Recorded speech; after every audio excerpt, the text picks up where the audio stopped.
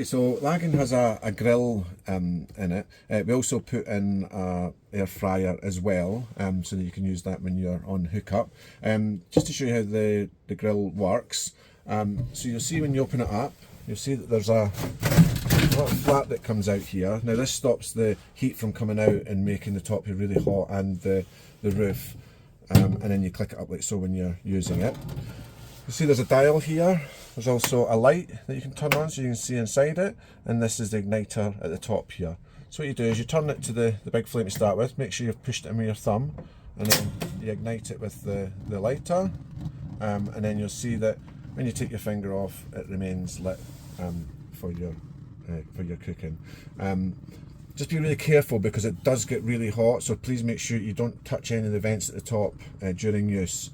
Just be mindful of it, and as you're using it, just put the little lid up here and it magnetises onto the bit that you've pulled out. Okay, and then obviously you can just turn it back off, bring it to the 0.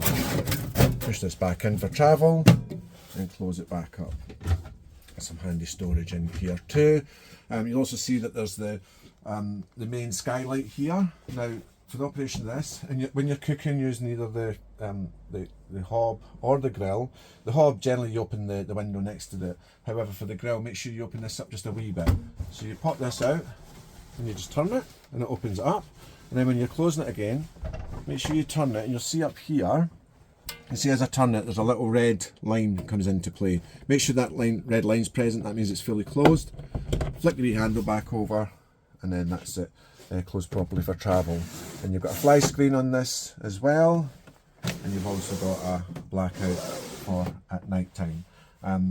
The blinds are all the same, so you'll see here you just clip them into place, and then when you bring them back down, they always come in the fly screen. Just pinch it here and guide it back up. And for the sake of travel, make sure all your windows are closed, fully closed, because the wind will take them off and they're expensive to replace. Okay, you'll also see here as well, we've got some blackout blinds that pull round from each side into the middle here, and that gives you blackout the windscreen at night. At the front here, you've got blackout blinds and fly screen, and your skylight here. So this is for when you're parked up, this is not for driving like you would in a car. So please make sure this is fully closed for driving. Hot water controls are situated just next to the bathroom here, just on the side wall here, next to the bed. Okay, so you'll see there's 2 of them, yeah? So the one at the top is when you're heating the water on gas, and the one at the bottom here where it says EL on it, that one's for when you're on electric. Okay, so up to the top, when you click it on up to the top, that's 50 degrees, so fine for dishes and stuff.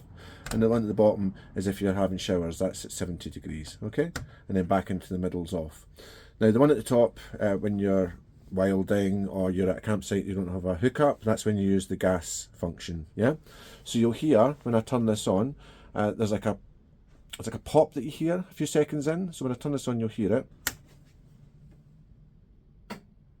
That small pop, that means that it's picked up the gas. Yeah, now it's just worth checking after a minute or so to make sure there's not like a gas lockout. Sometimes you get a little red light here, so it's worth just checking after a couple of minutes to make sure that hasn't illuminated. If it has, simply turn it off, turn it back on, and that'll clear it. Yeah.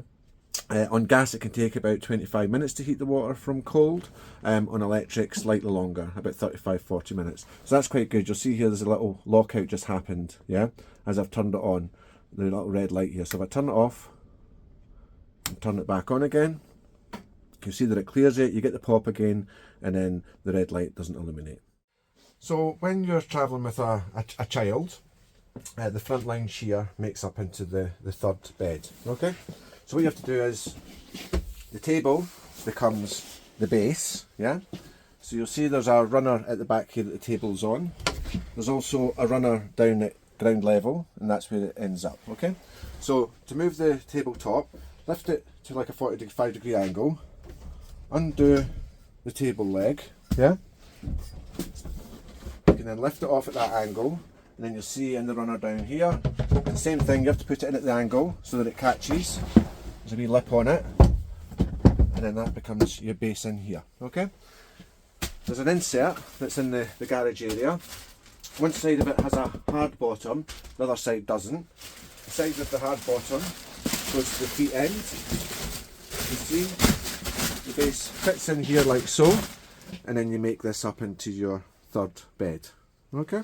It's as simple as that. And then take out the insert, put it back in the garage for travelling. It comes in a bag. When you collect it, just make sure you put it back in the bag, please, because otherwise, as you can imagine, if this is sitting in the garage this colour, it gets quite dirty. So please put it back in the bag provided. You lift this up to a 45-degree angle again, allows you to lift it out, catch it back in the top rail for travel. Foot just pops back in the bottom here, and then that's it back to a normal table for travelling purposes.